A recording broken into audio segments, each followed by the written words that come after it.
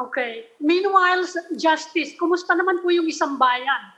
Parang medyo nahihirapan to come up with a common opposition candidate. Well, we are organizing. We are organizing chapters in provinces and cities, municipalities. Abroad, we have chapters in Asia, Europe, and in North America. And we are getting more organizations joining us. And we are now interviewing, we'll be interviewing soon the senatorial candidates. But what we're seeing is a third force emerging. Neither opposition daw, neither pro-administration. Particularly Senator Lacson, si Mayor Isko Moreno. What do you think, how will this affect the chances of the opposition as represented by 1Sambayan? Well, the rationale behind 1Sambayan is that if the opposition will have only one slate, a unity ticket, the opposition will surely win. But if the opposition has two or more candidates, it will likely lose. Because you look at the figures, Duterte did not get majority. Those who voted against Duterte belong to the majority. And I think that will even be more applicable to Sara. So if the opposition can only put up one candidate, they will win. But you know, I guess the question is, how do you get everybody in the opposition behind you to make sure that you only have one candidate precisely? That's your biggest challenge. No? And your initial list of nominees seems to have been met with, I mean, it was lackluster by, those who declined, actually, like for example, Vilma, had in mind to run for the Senate. And Grace po could be for Vice President, but she, initially when we talked to her, she said, I'm not interested at all. But for us, there's nothing wrong if you show interest. I mean, if you are nominated, like VP Lenny, she was nominated, and we asked her, would you like to join the process? She said, you can put my name there, but I have not decided yet.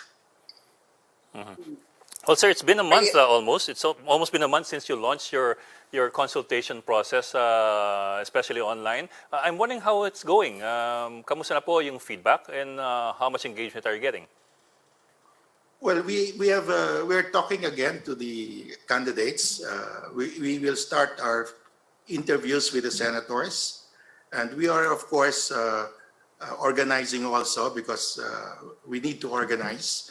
And, because of COVID, it's not easy to organize. But we have a big group already. We have at least 40 organizations who have joined the coalition, from the left to the right, legal left to the right, legal right, and everybody in between. And we continue to grow. And I think we just have to organize and get more people. Because at the end of the day, it's the numbers that will count. Yes, sir. Sir, if I may ask you, could this possibly be as well a question or a matter of, I don't know if this is the right word, a question or a matter of branding? I ask that because apparently there are candidates out there as well for president, or potential candidates for president, who might be allied or associated with your group, but they don't want to be identified as opposition specifically. They might be identified lang, or they might prefer to be identified lang as alternatives to the administration. Kumbaga, they're not administration, but they don't want to be put on the other side of the fence, the opposition. Kumbaga, I don't know how your dynamics are with regard to these candidates. For example, Isko Moreno and Ping Lacson. Well, actually, the candidates are reluctant to come out openly to say, I'm running for president, because they're afraid they will be attacked by the trolls. The moment you declare to run against Sarah, then the trolls will descend on you. And they don't want that to happen early, so they'll probably just announce that they're running in October when they file their certificates of candidacy. Well, sir, can you tell us about this preferential survey that 1Sambayan supposedly asked a survey firm to conduct? What is that about? What exactly is a preferential No, survey? because before we said that we will conduct an online survey. It's just like a primary, you can vote online, but it's difficult because to check on who is that voter, to check on the data, you have to ask for data, his email, his address, but you know, you get hacked. So we said we will just conduct a traditional survey Actual survey, yeah. by Pulse Asia, SWS, to find out the preference of people. Because, but it's only one of the criteria. Because one criteria will be your ability to mount a nationwide campaign to win. And another one, of course, your integrity, your competence, your platform or vision for the country.